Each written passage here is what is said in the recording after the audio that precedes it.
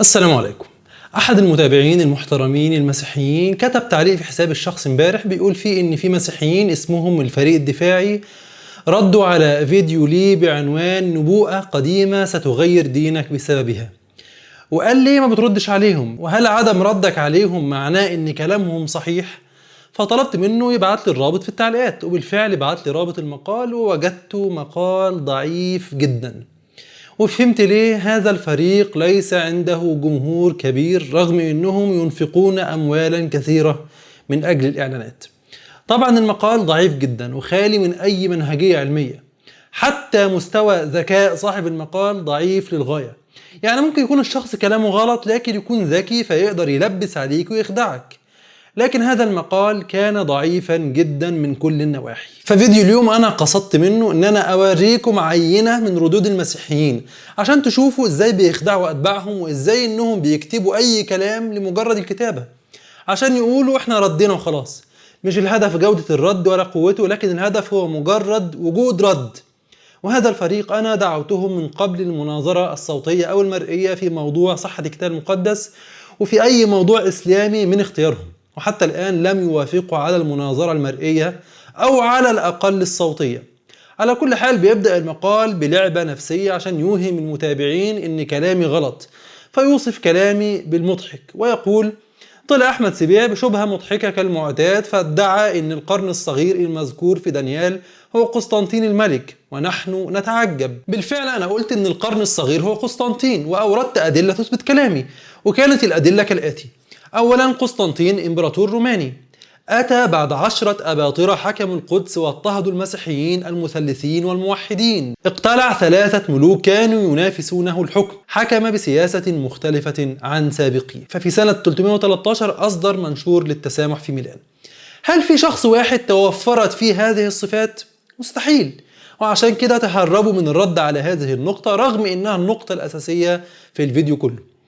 كنت عرضت على كل حرف قلته مرجع واثنين وثلاثة. بيكمل وبيقول: العديد من المسلمين يزعمون أن القرن الصغير هو الإسلام.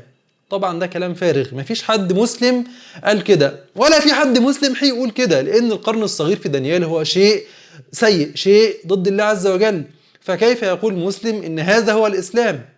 يعني أنت أصلا مش فاهم المشكلة فين وبتتكلم وخلاص. والعجيب إن أكتر من نصف المقال بيتكلم في النقطة دي، وإن القرن الصغير مش هو الإسلام، رغم إن أنا لم أقل إن القرن الصغير هو الإسلام. بالعكس، قلت إن المسلمين هم اللي أنهوا حكم القرن الصغير وأتباعه. فالطريف إنه مش فاهم المشكلة فين أصلا. المهم بعد كده بيكمل وبيقول: والأخ سبيع ينقل من أحد المواقع إن القرن الصغير هو قسطنطين. أولا أنا لم أنقل، ولو بنقل قول لنا اسم الموقع اللي أنا بنقل منه إيه، لكن أنت بتقول كده باعتبار إن مجرد النقل خطأ. وثانيا، حتى لو أنا بنقل فده لا يعني إن كلامي غلط، حتى ان انا كل حرف قلته في الفيديو وثقته بالمراجع التاريخية المحترمة، كل حرف وثقته، فالمفروض يطلع يناقش بطريقة علمية ويرد على الأدلة اللي انا ذكرتها، لكن هو ما عملش كده، لان زي ما قلت هو بيرد لمجرد الرد، مش بهدف الوصول للحقيقة، لكن عشان يتقال ان احنا ردينا على احمد سبيع بس كده، هو ده الهدف عندهم. بعد كده بيقول: سنفترض ان الممالك ال10 هي الامبراطورية الرومانية، فلا ندري كيف يفهمون الكتاب. اولا انا ما قلتش ان الممالك ال10 هي الامبراطورية الرومانية، لكن قلت هم 10 ملوك قاموا على الامبراطورية الرومانية بعد المسيح. وبعدين ليه بتفترض؟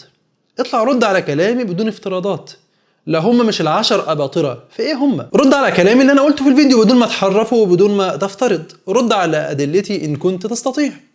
بيكمل وبيقول: الادعاء الأول: هل قديسو العلي هم المسلمين؟ والقرن الصغير في النبوة هل هو قسطنطين؟ سنتماشى مع تفسير سبيع وسنرى ما يضحكنا كثيرا. يقول أحمد سبيع إن شعب القديس العلي هم المسلمين بحسب دانيال 7. والسؤال الآن: كيف يفسر السيد سبيع العدد 25 ويتكلم بكلام ضد العلي ويبلي قديس العلي ويظن أنه يغير الأوقات والسنة ويسلمون ليده إلى زمان وأزمنة ونصف زمان؟ يقول النص: سيسلمون إلى يديه، أي لا بد أن يكون موجودا. فهل كان الإسلام موجود في عهد قسطنطين؟ وهل سلم المسلمين إلى يد قسطنطين؟ يقول أيضا: يبلي قديس العلي، فهل أبلى قسطنطين المسلمين وهم غير موجودين؟ العجيب ان انا ما قلتش ان شعب قديس العلي اللي قسطنطين بيضطهدهم ويذلهم ويحاربهم هو المسلمين اصلا. طول الفيديو بقول ان قبل قسطنطين كان الاضطهاد للموحدين وللمثلثين، لكن لما قسطنطين اصبح هو الملك اصبح الاضطهاد لكل من هو غير مثلث. اي حد غير المثلثين صار يضطهد.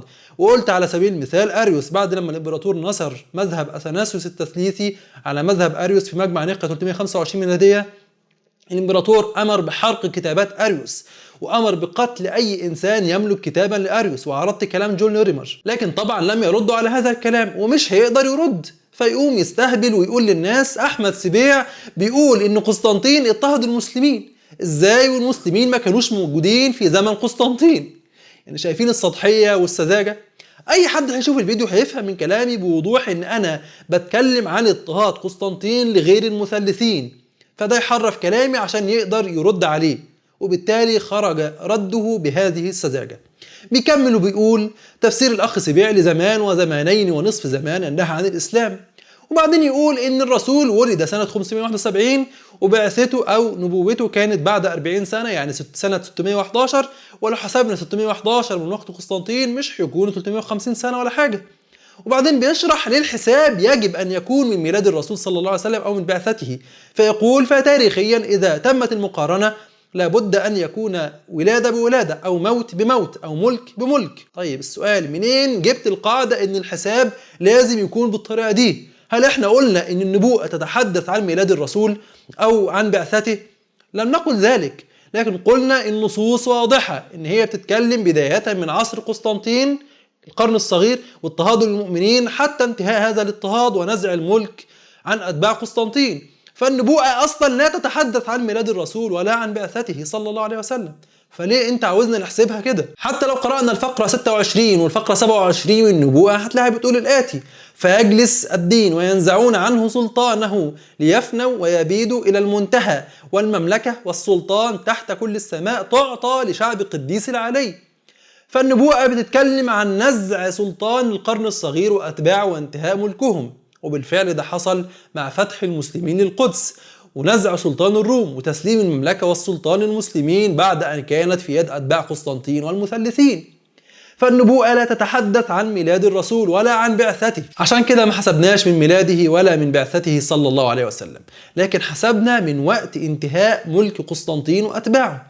لكن لأن النصراني صاحب المقال عارف أن الحساب بهذه الطريقة معناه إثبات صحة كلامي، فهو مضطر أنه هو يكذب ويقول أي كلام فارغ حتى لو كان كذبه كذب أقرع ظاهر البطلان من خلال النصوص نفسها كما رأينا. بعد كده بيتكلم وبيقول أن الإصحاح 12 وضح أن المدة الزمنية المقصودة هي 3 سنوات ونصف مش 350 سنة زي ما قال سبيع. بس هو نسي يثبت ان الاصحاح 12 بيتكلم عن نفس النبوءة اللي في الاصحاح 7. يعني احنا سفر دانيال عندنا مليان نبوءات في الاصحاح الثاني والاصحاح السابع والثامن والتاسع وال12 وغيرهم، فهو فسر نبوءة الاصحاح السابع بالاصحاح الثاني عشر، وده ممكن يكون صحيح في حالة لو الاثنين بيتكلموا عن نفس الشيء. لكن نبوءة الاصحاح السابع ونبوءة الاصحاح الثاني عشر مختلفين، بيتكلموا عن موضوعين مختلفين تماما، فهو طبعا ما قالش للناس ان الاثنين مختلفين وضحك على المتابعين واقنعهم ان الاثنين نفس الشيء بدون دليل ولا اي حاجه، لمجرد انه يرد على احمد سبيع. ولو انت بنفسك قريت الاصحاح الثاني عشر هتلاقيه بيتكلم عن نبوءه مختلفه تماما. نبوءه الاصحاح السابع زي ما قلنا في الفيديو الاساسي بتتكلم عن 4 ممالك، ثم 10 اباطره في المملكه الرابعه، ثم قرن صغير يتكلم بعظائم ضد الله. لكن نبوءة الإصحاح الثاني عشر بتتكلم عن هدم الهيكل ثم تفريق الشعب من القدس. قروا الإصحاح بنفسكم هتلاقوا الفقرة السابعة تقول الآتي: فسمعت الرجل اللابس الكتان الذي من فوق مياه النهر إذ رفع يمناه ويسراه نحو السماوات وحلف بالحي إلى الأبد أنه إلى زمان وزمانين ونصف، فإذا تم تفريق أيدي الشعب المقدس تتم كل هذه. وفي فقرة 11 نجدها تقول: ومن وقت إزالة المحرقة الدائمة وإقامة ركس المخرب أو ركسة الخراب 1290 يوما. طيب متى أزيلت المحرقة الدائمة؟ متى هدم الهيكل؟ ده حصل بالفعل سنة 135 ميلادية على يد الإمبراطور الروماني أدريان أو هدريان. وقتها هدم الهيكل تماما، وبعدها تم تشتيت الشعب من القدس. فالنبوءة بتقول من وقت إزالة المحرقة الدائمة، وبتتكلم عن تفريق الشعب اللي حصل بعد هدم الهيكل مباشرة. فالمدلس اللي بيحاول يرد على كلامي لم يقل للناس إن الإصحاحين مختلفين، ولم يقل للناس إن النبوءات اللي فيهم مختلفة تماما.